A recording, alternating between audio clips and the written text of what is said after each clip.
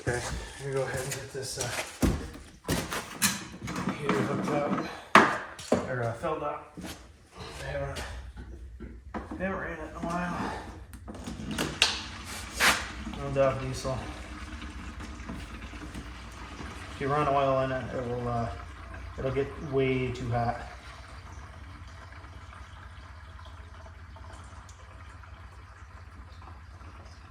Holds about a gallon.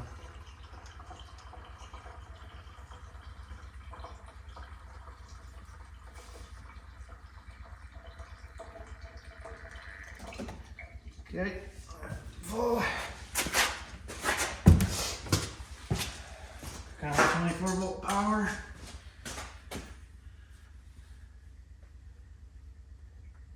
And then we just push the power button.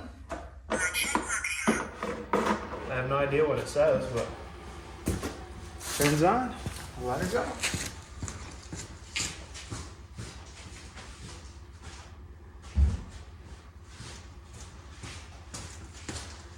Takes a little while, but goes through a little sequence, sucks air in. I got the exhaust. Pretty cold right now. I run into my stove, and then the exhaust goes out, and then I don't have to worry about running an extra hole up my pole barn. Okay guys, finished one video a little bit ago, but I want to talk more on this little heater I got because I think it works great, and I think a lot of you guys could use it for random stuff. So, we all know, most of you guys know, I don't always mention it, but my pole barn out here is off-grid. I used to have one big battery and an inverter, and I have one light up top, and then I have, that's 110 off the inverter, LED, 13 watt, and then I have a 300 watt and I think it's another 120 watt LED that I use sometimes to kind of help brighten it up when the sun's out, because as the sun's out, you get more power to the batteries. You can use more because you're replenishing that power. Well, when it's dark, I don't have that luxury, and I don't want to run my generator all the time. So last year I was checking out these heaters. They're 12 volt, and you can get them at 24 volt. So I was looking, kind of, you know, checking reviews and stuff, and they were kind of all the same. Either they're gonna work or they're not. And then I watched Matt's Madness on YouTube, and he was playing around with one, and he kind of showed how they worked, and, you know, make sure you don't run oil, because it is a diesel one, because they'll burn up.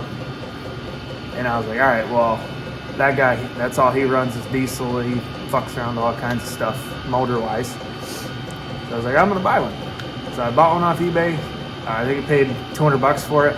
I have a video putting it together, and I got some kind of review on there, but I don't really have a good review. So this is where I want to talk on it. This thing holds like a gallon of fuel. It's got a little 3-inch ductwork that comes out. Has your exhaust. That goes outside.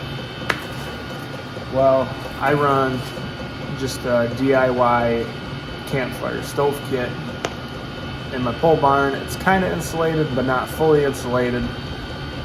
But you know the heat works. So I got the bright idea of hooking the exhaust into that barrel and trying it. Shockingly, it works great. It actually makes the fire hotter inside because it's forcing the air in, because it's forcing the air out. It has a little filter on this for your fresh air intake, and you can mount this anywhere. It's pretty light. A lot of people use this for camping. You can put it in your truck for your old shit boxes that don't really have heat. You can mount that outside, stick your heater in. This one has a little, it's kind of removable, but I don't want to mess with it too much, so that you can put this down low, and then you can put that up on the wall somewhere. This thing works great. I love it. So like tonight, I'm working on my Silverado over here. I don't know if I can kind of pan it. The shop's a mess. Okay, I'm working right here. Well, I can take this thing and stick it over there. So I let in my other video, I'm using waste oil in a pot. I'm burning some just the used oil in there, which we still got a little bit to go. I got some diesel fuel, so I got this running, but I can use this to blow wherever I'm working. If I'm working under the truck, I can take this, put it straight under there. Right now, temp coming out of this thing, which through work I found out that these little infrared lights, doing a bunch of research, they're plus or minus 4 degrees. This one it's still going, it takes a while. 206, 215, 30, 40, 50.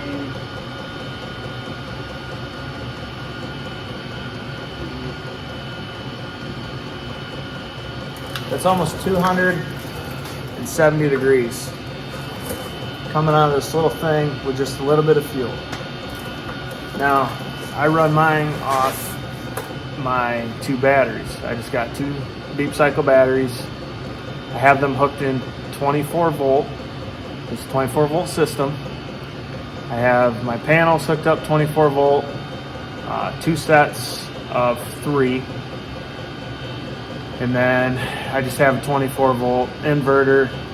I think it's 1,000 watt, but it won't handle 1,000 continuous. I've tried it. It's just enough to get my lights done. I can't even run a grinder or drill press off it, but I mainly just wanted it for lights in here, and then I have my generator, but I also have my battery tools. But this thing works great. I love it. I just got that running off the power switch over there, so if I don't need it, because if the power's on over there, whether this unit is running or not, it will have power and it will pull from the batteries because it's directly to the batteries. There's no inverter, any of that, straight off the battery. So I shut it off so that it doesn't waste extra battery, because now we're getting into our cold months and the batteries are going to deplete overnight because it's cold. They're not going to stay at 27.2 volts all night. Like tonight I walked in, it was 26.5 volts, and the sun was out a little bit today. Should have been charged. Well, it's cold. Stuff's starting to go down. But we're running our waste oil. We're looking at 430 degrees, 400 degrees, and we're only running 230 degrees up there on our exhaust. So this little combination works great. So for like you automotive guys that got waste oil, all I do, that's just a stainless pot in there, dump some waste motor oil, probably, I don't know, that's probably a 2-gallon pot. I dump probably half a gallon in there, and a little bit of mineral spirits just to make it a quick start. Once it's burning, that's it. I shut the thing. With this going, that makes it a little bit hotter, so it's working good. But I just wanted to go over that because this has worked great. The other thing is, you know, say there was a major power outage or something, I could hook that thing up to my truck, run, you know, 100 foot of extension cord if I wanted, cut the ends off it, wire nut it, run 12 volts off my battery on my truck, leave that running, and I could stick this, you know, by our living room. I could Try to plumb this actually into the vents of the furnace to help blow a lot of the air out through the vents, keep the house warm.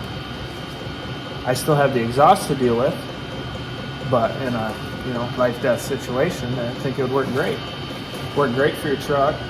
It's just all around good unit. So I'm excited to use that this year. It takes about 10 minutes for it to warm up.